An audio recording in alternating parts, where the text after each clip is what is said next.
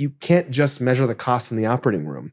And that's another thing I realized was that, okay, OR costs is fine, but maybe we should be measuring the costs for the whole hospital stay, or maybe we should be measuring the costs for the whole care episode from the moment the patient got diagnosed to hopefully the time when that symptom got resolved, right?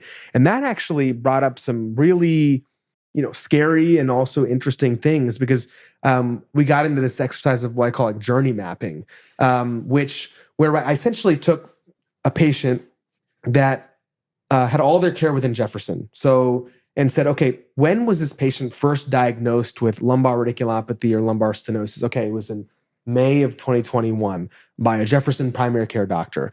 Okay, and then when did things sort of settle out and sort of the story come to a close? Well, okay, it was like 2.5 years later.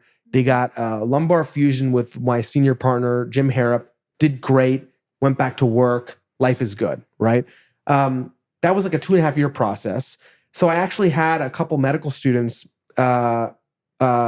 basically go through the chart and recreate the story of that patient's care every step of the way.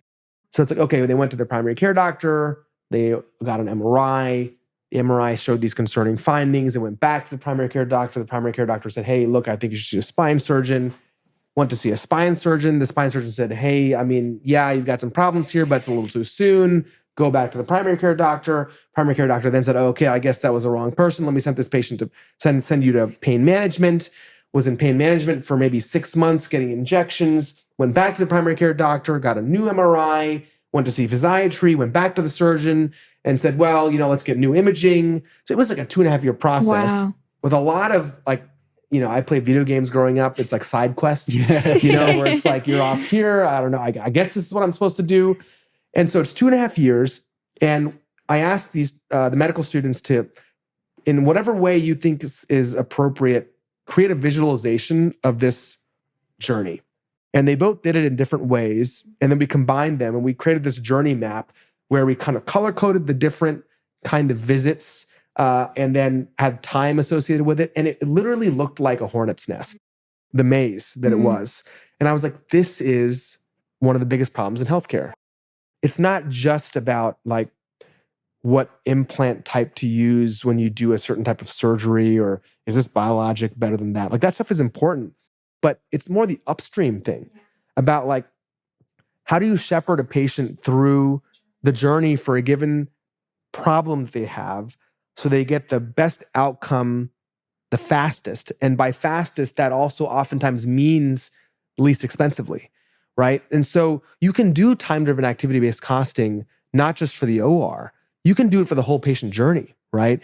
And if you do that, you'll start to notice, well, okay, that was like a side quest that didn't matter. Maybe we cut that out. How can we design this system in a way that gets them to the right place at the right time? So that's like what I'm really excited about now is tracking costs at every step of a patient journey and their outcomes.